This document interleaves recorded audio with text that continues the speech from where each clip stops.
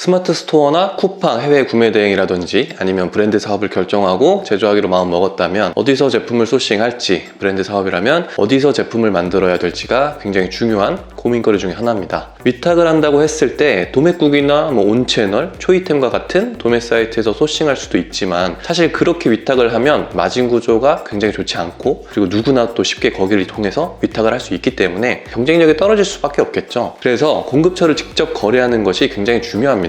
제조를 할 때도 어떤 제조사에 문의를 하고 샘플링 하는지가 가장 중요하고요. 그런데 어떠한 공급처나 제조사를 알아봤다고 하더라도 컨택을 할 때 가장 중요한 거는 내가 굉장히 준비되어 있는 사람이고 구체적인 계획을 가지고 있다는 것을 전달하는 것이 매우 중요합니다. 자, 그럼 처음에 공급업체나 제조사 문의를 할 때 필수적으로 체크해야 할 4가지에 대해 말해보겠습니다. 첫 번째는 최소한의 회사 소개나 현재 어떻게 사업을 운영하고 있는지 잘 설명할 수 있어야 한다는 거예요. 공급처를 뚫는다는 것, 그리고 제조업체와 거래를 시작한다는 건 결국 회사 대 회사로 거래를 하는 것이기 때문에 우리가 제대로 준비가 된 회사라는 것을 보여줘야 되는 겁니다. 설령 우리가 1인 기업으로 시작을 했고 부업으로 시작을 한다고 하더라도 제조업체나 위탁 공급업체 입장에서는 그 사실이 하나도 중요하지 않아요. 현재 아무것도 준비되어 있지 않고 처음으로 소싱을 하거나 제조 준비를 하더라도 앞으로의 계획을 잘 설명할 수 있어야 하고, 만약 이 내용들을 담은 회사 소개서가 있다면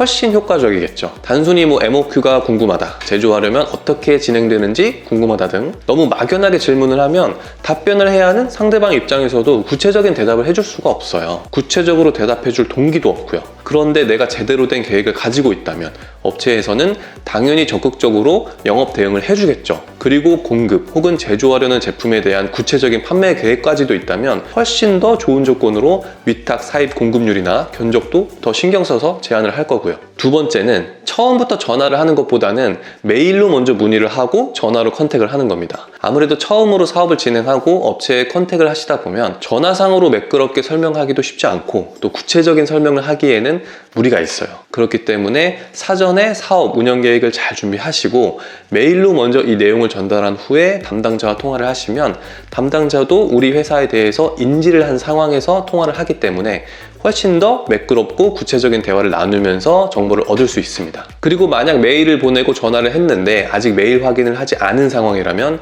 메일 확인을 바란다는 얘기와 함께 확인 후에 언제 통화가 가능할지 구체적인 시간대까지 물어보시는 게 좋습니다. 그리고 메일을 보낼 때도 최소한의 서명 정도는 준비하고 메일을 보내는 것이 훨씬 더 준비되어 있고 제대로 된 회사를 운영한다는 것을 보여줄 수가 있어요. 사무직으로 회사 생활을 조금이라도 해보신 분들이라면 아시겠지만 아무것도 아닌 것 같아도 수많은 회사들에게 문의를 받는 공급업체나 제조사 입장에서는 이 메일만 딱 보더라도 이 회사가 어떤 회사인지 대충 파악할 수가 있거든요. 그렇기 때문에 메일 보내실 때는 최소한의 회사 서명을 준비하시고, 더 좋은 방법으로는 회사 도메인으로 된 메일을 하나 개설하시면 훨씬 더 좋겠죠. 세 번째는 절대로 주눅이 들거나 내가 처음으로 이 일을 하는 사람이라고 나타내면 안 된다는 겁니다. 처음 일을 시작하시는 분들의 대부분이 경험이 없기 때문에 다짜고짜 본인이 원하고자 하는 내용만 먼저 얘기를 한다든지 아니면 굉장히 주눅이 든 상태에서 저자세로 얘기하는 경우가 굉장히 많습니다. 제가 이번에 처음 스토어를 개설했는데 이 제품이 너무 괜찮아 보여서 꼭 위탁 사입을 해보고 싶습니다 라든지, 이걸 매장에서 본 적이 있는데 한번 구매해서 소싱을 해보고 싶습니다 라든지, 이런 식의 너무 포괄적이고 뭉뚱그려 얘기하는 건 좋지 않아요. 첫 번째로 얘기했던 부분과 맞닿은 부분이 있는데